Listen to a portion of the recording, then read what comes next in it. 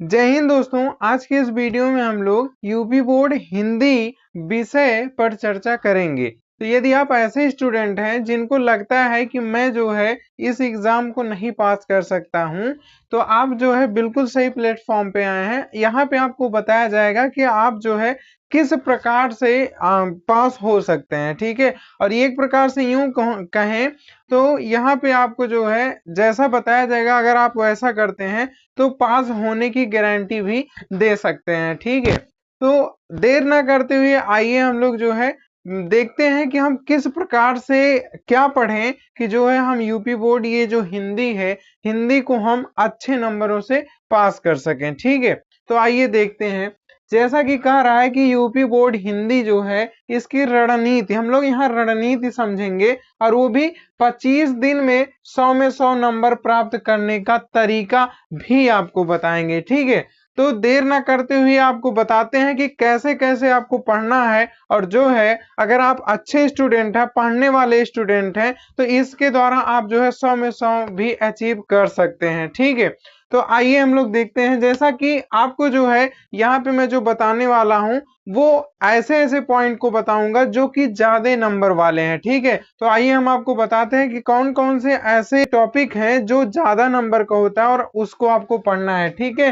तो सबसे पहला जो होता है वो आपका होता है गद्यांशों पर आधारित प्रश्न, जो कि होता है आपका 10 नंबर का। और ये 10 नंबर कैसे आता है? 2 गुणे 5 का मतलब 10 तो हो रहा है, लेकिन दो दो नंबर का जो है 5 क्वेश्चन आपका होता है, तब जाके आपको 10 नंबर मिलता है, ठीक है। और इस पे जो है आपका एक पैराग्राफ दिया रहेगा और उसमें से आपको जो है पांचों प्रश्नों का उत्तर देना होगा, ठीक है। सबसे पहले आप जो है गद्यांश पर आधारित प्रश्नों को पढ़िएगा। इसके बाद सेम ऐसे ही रहता है पद्यांश पर आधारित प्रश्न, और ये भी जो है आपका 10 नंबर का होगा, ठीक है। तो ऐसे में आप जो है देखिए गद्यांश और पद्यांश पर आधारित प्रश्नों से आप जो है 20 नंबर प्राप्त कर सकते हैं, ठीक है। इसके बाद बात करते हैं हम लोग लेखक एवं कवि परिचय का। आप जो है बहुत से ऐसे लेखकों का परिचय याद किए होंगे, है ना। तो आप जो है अगर आप याद कर रहे हैं तो सिर्फ लेखक का मत याद करिएगा, आप लेखक का भी याद करिए और कवि का भी याद करिए, ठीक है। तो यहाँ पे देखिए, जब आप लेखक का और जो है कवि का जब याद करेंगे तो आपको जो है 5 नंबर लेखक का और 5 नंबर जो है कवि का मिलेगा, और ये भी आपका जो है 10 नंबर कंप्लीट हो जाएगा। इसके बाद बात करते हैं जो ज्यादा नंबर देता है वो है कहानी। जैसे कहानी आती है ना, पंचलाइट हो गया, बहादुर हो गया, लाठी हो गया ना, ये सब जो है कहानी है। तो ये देखिए यहाँ पे कह रहा है कि चरित्र चित्रण, मतलब वो जो कहानी है जैसा कि अभी मैंने बताया, उसका कभी चरित्र चित्रण दे देता है, कहानी के तत्व पर आधारित प्रश्न दे देता है, ठीक है। यहाँ पे मैंने कुछ कहानी भी दी है, जैसे पंचलाइट हो गया, बहादुर हो गया, है ना। इसके अलावा लाठी भी होता है, ऐसे बहुत से आपको मिल जाएंगे जो कहानी होती हैं। वो उसमें से आप जो पॉपुलर है वो जो है 2 या 3 कह सकते हैं, पंचलाइट, बहादुर और लाठी, ये 3 जो है काफी प्रसिद्ध कहानी है जो कि एग्जाम में बार बार पूछे जाते हैं, ठीक है।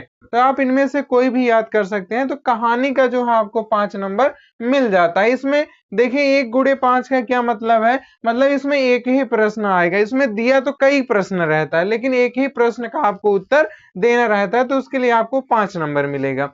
फिर खंड काव्य एक होता है, खंड काव्य पर आधारित प्रश्न। जैसे खंड काव्य कौन कौन से हो सकते हैं? मुक्त यज्ञ हो सकता है, सत्य की जीत, त्यागपति, इसके अलावा भी आपके होते हैं, ठीक है। इसलिए हमने यहाँ पे आदि रख दिया है, ठीक। तो इस पे आधारित जो है प्रश्न है, उस इसमें भी जैसे आप इसका एक का देते हैं, वैसे इसमें भी किसी एक का जो है आपको उत्तर देना होता है, ठीक है। और उसके लिए भी आपको 5 नंबर मिलता है, ठीक।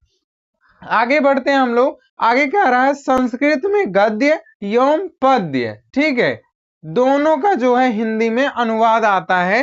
तो इसके लिए आपको जो है 7-7 नंबर मिलते हैं, एक संस्कृत गद्य का और जो है पद्य का, दोनों का जो है आपको 7-7 नंबर मिलता है। और ये जो है दोनों मिला के आपका 14 नंबर बन जाता है, ठीक है। इसके बाद बात कर लेते हैं हिंदी गद्य एवं पद्य का विकास तथा संस्कृत में प्रश्नोत्तर। ये देखिए आपका ये जो हिंदी गद्य और पद्य की जो बात कर रहा है, ये जो एक एक नंबर में गद्य और पद्य से आपके बहुविकल्पी प्रश्न पूछे जाते हैं उसकी बात कर रहा है। और यहाँ पे जो है संस्कृत में किसी 2 प्रश्नों के उत्तर संस्कृत में ही देना होता है, यहाँ पे उसकी बात कर रहा है। तो ये 5 नंबर जो है हिंदी गद्य का, ये 5 नंबर जो है हिंदी पद्य का, और ये 4 नंबर जो है संस्कृत का। ठीक है, तो इस प्रकार से ये आपका जो है 14 नंबर हो जाता है। फिर आता है बारी पत्र लेखन का। पत्र लेखन आप याद कर लेंगे तो इसमें भी आपका नंबर कटने का चांस नहीं रहता। अगर आप ठीक ठाक लिखे हैं तो लगभग पूरा नंबर मिलता है। अच्छा, यहाँ पे थोड़ा सा बात करते हैं। पत्र जो है 2 टाइप का होता है, औपचारिक और अनौपचारिक। ठीक है, तो इसमें से अब कौन सा पत्र देगा, अब वो तो आपको प्रश्न पत्र में ही पता चलेगा।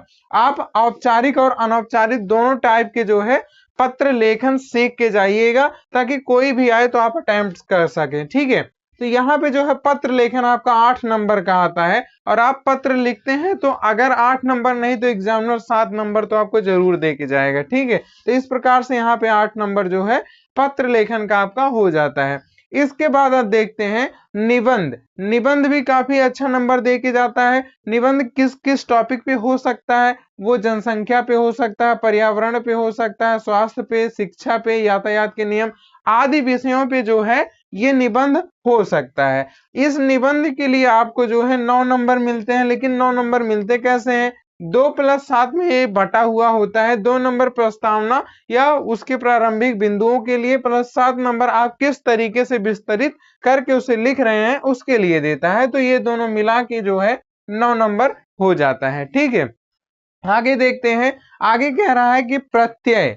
ठीक है, प्रत्यय, विभक्ति, समास और संधि। ठीक है, इन चारों के लिए जो है 2 2 2 और 3। ठीक है, जैसे प्रत्यय के लिए 2 नंबर, विभक्ति के लिए 2 नंबर, समास के लिए 2 नंबर और संधि के लिए जो है 3 नंबर आता है। ठीक है, तो अगर आप इसको अटेम्प्ट कर पाते हैं तो यहाँ पे आपको जो है 9 नंबर मिल जाएगा। फिर इसके बाद रस, छंद, अलंकार, इन तीनों के लिए भी जो है 2 2 नंबर हैं, और इस प्रकार से इसका भी 6 नंबर बन जाता है। ठीक है, तो आप अगर इस प्रकार से तैयारी करते हैं कि सबसे पहले, जैसे हमने यहाँ इसीलिए जो है नंबरिंग कर दिया है कि आप किसको पहले पढ़ें, तो सबसे पहले जैसा कि यहाँ पे बताया गया है गद्यांशों पर आधारित प्रश्न, फिर पद्यांशों पर, फिर लेखक एवं कवि का जीवन परिचय।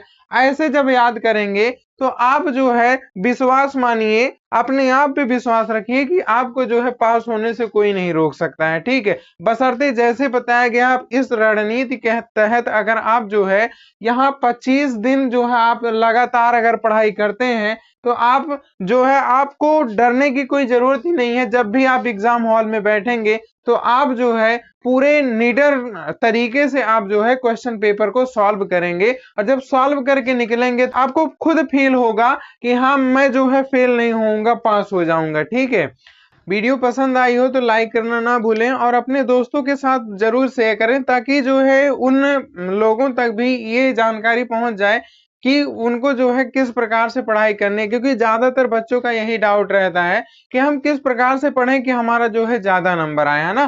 तो क्या करते हैं कि कभी कभी क्या करते हैं कि ज्यादा बच्चे जो होते हैं वो पहले बहुविकल्पी वाले जो होते हैं और ये सब जो छोटे छोटे नंबर्स के होते हैं इनमें ज्यादा टाइम व्यतीत कर देते हैं, ना।